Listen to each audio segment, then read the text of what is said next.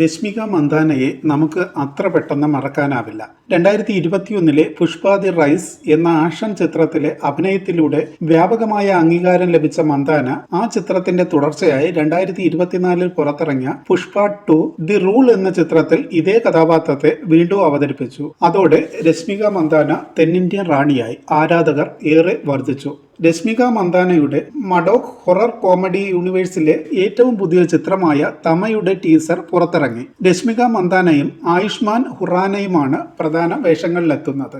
നവാസുദ്ദീൻ സിദ്ദിഖിയും പരേഷ് റാവലുമാണ് മറ്റ് അഭിനേതാക്കൾ. വാമ്പേഴ്സായി ആയുഷ്മാനും രശ്മികയും എത്തുന്നു. മഡോക് ഹൊറർ കോമഡി യൂണിവേഴ്സിലെ 5ാമത്തെ ചിത്രം കൂടിയാണ് തമ.